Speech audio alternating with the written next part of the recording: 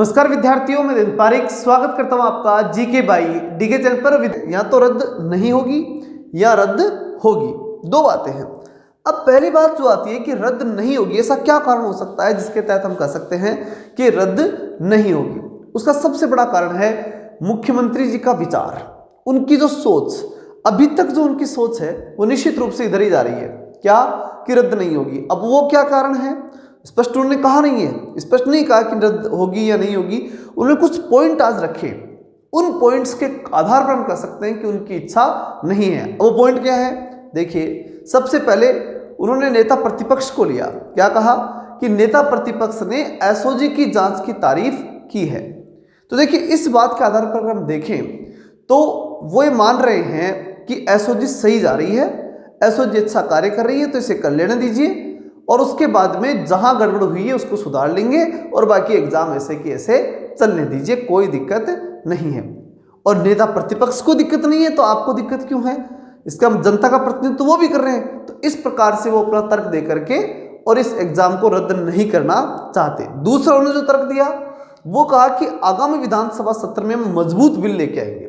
इस बात को हम भी स्वीकार करते हैं, बड़ी मजबूती के साथ उनका समर्थन भी करते हैं। निश्चित रूप से हम मानते हैं कि उनको ऐसा करना ही चाहिए, क्योंकि आज की राजस्थान की जो भर्तियों की पोजीशन है वो बहुत बेकार स्थिति में आ गई है, बहुत बुरी स्थिति में आ गई है। भ्रष्टाचार के बिना कोई व्यक्ति नौकरी लग नहीं पा रहा, बहुत चिंतन का विषय है। इसलिए इतनी होना जरूरी है कि इस प्रकार एक कठोर कानून बने कि कहाँ पे लोग पेपर को आउट करने से पहले 10 बार सोचे, उनकी नौकरियां बिल्कुल खत्म हो जानी चाहिए। जो लोग बड़े बड़े अधिकारी जो गड़बड़ करते हैं, या वो नेता, अधिकारी से बड़ी इंपॉर्टेंट होते हैं वो नेता जो विभाग के जो है मंत्री बन जाते हैं और उसके बाद में वो फुल गड़बड़ कर देते हैं, तो वो चीज़ उसके ऊपर कुछ नेताओं पर भी शिकंजा कसे, ऐसी जरूर हमारी मांग मुख्यमंत्री से रहेगी कि वो इस प्रकार की भी कोई इसमें प्रावधान जरूर करवाएं। इसका हम समर्थन करते हैं, लेकिन इससे भी समाधान तो नहीं हो रहा। दोनों बातों से समाधान नहीं दिख रहा कि क्या रीट रद्द नहीं होगी या होगी। इनसे संकेत इतना मिलता है कि रीट रद्द नहीं होगी, ये जरूर संकेत मिल रहा है। तीसरी बात हम करें, सीबीआई जांच या दोबारा परीक्षा कराने के फैसले में 2 मिनट लगते हैं, ऐसा उन्होंने कहा है। उन्होंने एक बात रखी कि भाई मेरा ये मानना है, वो मुख्यमंत्री जी कह रहे हैं कि मेरा ये मानना है कि कोई व्यक्ति अगर गलती करता है तो उसको भरपाई करनी पड़ती है। तो मुख्यमंत्री जी ये निश्चित मान लीजिए, ये राजस्थान के युवा जो है ना वो अब की बार पूरे तैयार बैठे हैं। अगर गड़बड़ हुई ना तो पूरी भरपाई कर देंगे। बहुत बुरी स्थिति में है राजस्थान के अंदर, कोई भर्ती सिस्टम से नहीं चल रही। 25 लाख युवा और उनके परिवार, सोच लीजिए आप, रीट कितनी बड़ी वैकेंसी थी। पूरे राजस्थान में रीटोत्सव किया था आपने, तो बहुत बड़ी वैकेंसी थी, छोटी बड़ी नहीं थी। उन्होंने बना दिया उसको विषय, इस प्रकार से जो है बिल्कुल गैर जिम्मेदाराना तरीके से भर्ती की गई और उसका खामियाजा राजस्थान की जनता बिल्कुल नहीं भुगतने वाली।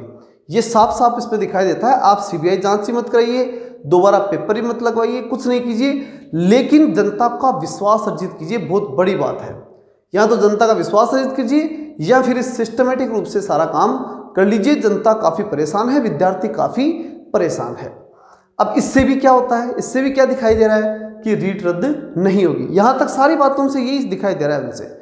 और लास्ट बात आती है कि 25 लाख बच्चों का भविष्य दांव पर है, और उन्होंने जो इसके तहत तर्क दिया वो ये दिया कि अगर वापस भर्ती करा दी ना तो 25 लाख बच्चों का भविष्य जो है वो दांव पर है। क्या आज दांव पे नहीं है? आप अगर मान के चलिए, अगर 500 बच्चों को पेपर मिल गया और वो टिप करके पास हो गए, ठीक है, तो निश्चित रूप से उन 500 का तो भविष्य दांव पर लग गया। जो इंटेलिजेंट थे, जिन्होंने पढ़ाई की थी, जिन्होंने मेहनत की थी, उनका तो कोई मतलब नहीं है, वो तो रह गए। ये तो पक्की बात है ना। इसका मतलब अयोग्य व्यक्ति को आप पद पे बिठा रहे हो, फिर वो अयोग्य व्यक्ति बच्चों टीचर बनेगा, फिर वो पढ़ाएगा तो क्या पढ़ाएगा? कुछ पढ़ाने की स्थिति में नहीं है। वो खुद नैतिक रूप से भ्रष्ट व्यक्ति क्या पढ़ा देगा? कुछ नहीं पढ़ा सकता। तो बहुत बड़ी बात है कि 25 लाख बच्चों का भविष्य इस स्थिति में दांव पर लग जाएगा। किस स्थिति में? कि अगर ये एग्जाम वापस नहीं हुई या इसकी वास्तविक जांच नहीं हुई, फर्जीवाड़ा जितना है वो पूरा दूर होना चाहिए। मैं ये नहीं कहता कि वापस ही हो एग्जाम, हालांकि परिस्थिति ऐसी है कि होनी चाहिए, लेकिन उसके बावजूद भी आप इतना विश्वास दिला दीजिए, फिर विद्यार्थियों में इतना विश्वास जगा दीजिए कि हाँ गड़बड़ नहीं है, सारे स्वीकार कर लें उस बात को, या फिर इसको दोबारा कराइए। 2 ही बातें इसके अंतर्गत होनी चाहिए, अन्यथा विद्यार्थी बिल्कुल अब की बार सहन करने की स्थिति में नहीं है। बहुत बुरी स्थिति विद्यार्थियों के पास आ गई, बिल्कुल असमंजस की स्थिति में है। तो इन सारी बातों से क्या दिखाई दे रहा है कि रीट रद्द नहीं होगी। अब वो स्थिति देखते हैं कि जिसके कारण रद्द हो सकती है और हमें लगता है कि वो रद्द होगी, वह है सबसे बड़े आप राजस्थान की जनता।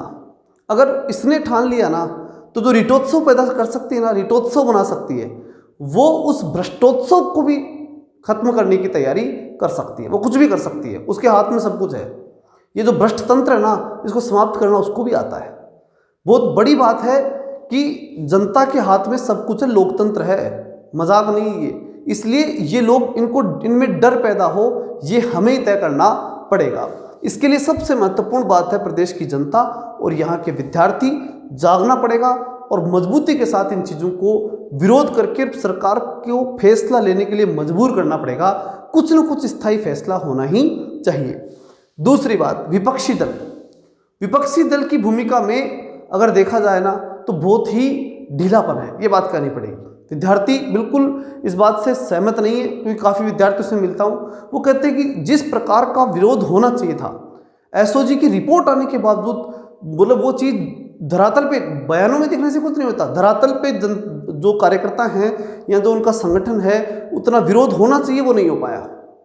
एक व्यक्ति बराबर लड़ रहा है, जो मीणा जी जो है, उनके अलावा कोई भी व्यक्ति विपक्ष का जो है वो इस मजबूती के साथ नहीं आ रहा। वो अकेले व्यक्ति पूरे मामले को शुरू से लेकर अब तक लगे हुए हैं। इसका मतलब ये कह सकते हैं कि विपक्ष में कोई, विपक्ष के बयान देखिए आप, नेता प्रतिपक्ष एसओजी की जांच की तारीफ कर रहे हैं। इसका मतलब क्या हुआ? इसका मतलब तो यही हुआ ना कि उतनी मजबूती से जो दिखना चाहिए था। हाँ, ये बात सही है, एसओजी ने काम किया, बहुत अच्छी बात है, लेकिन एसओजी ने काम किया उसके बाद में तो अगली बात जो मीणा जी ने कही थी, किरोड़ी लाल मीणा क्या कर रहे हैं, उनकी बात को हमें समझना चाहिए। वो सही कर रहे हैं कि जितना किया ठीक है, लेकिन बड़े नेताओं के ऊपर हाथ डालने में एसओजी सक्षम नहीं है, वास्तव में सक्षम नहीं है। ये बात यहाँ रखनी चाहिए थी। विपक्ष के नेता को भी इस बात को मजबूती के साथ में रखना चाहिए था कि वास्तव में बड़े नेताओं के ऊपर हाथ रखना संभव नहीं होगा इनके लिए। तो इसलिए ये बहुत बड़ी बात है कि विपक्ष इतना सक्रिय नहीं है, ये चिंता का विषय है, बल्कि होना चाहिए था। अगली बात आती है प्रशासनिक कारण। प्रशासनिक कारणों की जब हम बात करते हैं तो जरूर हमें कुछ संभावना, कुछ आशा दिखाई देती है। पहली आशा तो है, हम सब, राजस्थान की जनता सबसे बड़ी आशा है कि इसका कुछ न्यायिक निर्णय होगा, तो निश्चित रूप से न्यायिक निर्णय रद्द भी हो सकता है, रद्द होने के चांसेस ज़्यादा हैं उसमें। और दूसरा जो प्रशासनिक कारण है वो स्पष्ट दिखाई देता है हाईकोर्ट। हाईकोर्ट की जब हम बात करते हैं तो वहाँ हमारे केस दायर हैं, काफ़ी विद्यार्थियों ने लगाए हैं, बहुत अच्छी वहाँ कार्रवाई भी चल रही है, ऐसा लग रहा है। तो ऐसी स्थिति में जब हाईकोर्ट, अगर हाईकोर्ट के पास दो बातें देखिए, एक तो ये है कि हाईकोर्ट ये कह दे कि सरकार जाने और सरकार का काम जाने, हम उस पर बीच में डंगा नहीं डालेंगे, ये कार्यपालिका का काम है, वो अपने स्तर पर देखिए। दूसरा, आर्टिकल 16 जैसा साधारण सा आर्टिकल, अगर शुरुआती जो मौलिक अधिकार जो हम सब जानते हैं, उसमें भी अगर जो है, जिसे हम बोलते हैं सरकारी नौकरी में लगने की अवसर की समानता बोल सकते हैं, उसे एक समानता वाली बात जो कर सकते हैं, वो भी ये दावा करती है कि हाईकोर्ट इस पर निर्णय करे और अवसर की समानता के तहत ही हर व्यक्ति को नौकरी लगने का जो अवसर है वो मिल सके, मौलिक अधिकारों के तहत ही आर्टिकल 16 को लेकर के भी फैसला दे सकती है। ये कोर्ट के ऊपर है, कोर्ट चाहे तो दे सकती है, आर्टिकल 16 को ध्यान रखते हुए दे दे, ये हाईकोर्ट के ऊपर है। बहुत महत्वपूर्ण बात इसके अंतर्गत है कि चाहे तो हाईकोर्ट कुछ भी कर दे और चाहे तो हाईकोर्ट सरकार पे छोड़ दे। अब यहाँ हाईकोर्ट की सक्रियता पर निर्भर करता है, चाहे तो न्यायिक सक्रियता के तहत तो निर्णय कर सकती थी, ये तो बहुत बड़ा मुद्दा था। फिर उसके बाद हम बात करें कि हमारा भविष्य क्या, अब इस स्थिति में भविष्य क्या, तो देखिए भविष्य तो स्पष्ट है, कोई दिक्कत नहीं, हम मजबूती से पढ़ेंगे, पूरी मजबूती के साथ पढ़ाई करेंगे, कोई दिक्कत नहीं है। लेकिन इसमें एक बात जरूर ये कही जा सकती है कि देखिए, या तो 50,000 होगी पूरी की पूरी, ये अगर रद्द होती है तो पूरी 50,000 एक साथ होगी, या फिर ये 20,000 तो होनी है, क्योंकि सरकार दबाव में है तो निश्चित रूप से कुछ ना कुछ तो करना पड़ेगा। अब क्या होता है ये हमारे ऊपर निर्भर करता है, हमारे ऊपर निर्भर करने के साथ साथ सरकार पर भी करता है, हम दबाव सरकार पर डाल सकते हैं।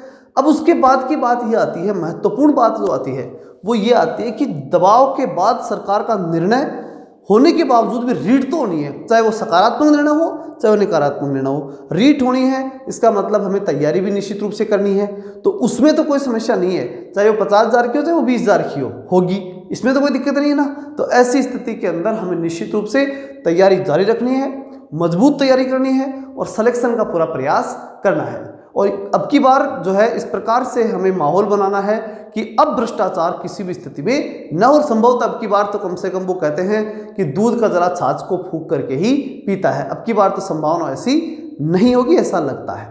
चलिए मिलते हैं नेक्स्ट वीडियो में, तब तक के लिए जय हिंद जय भारत।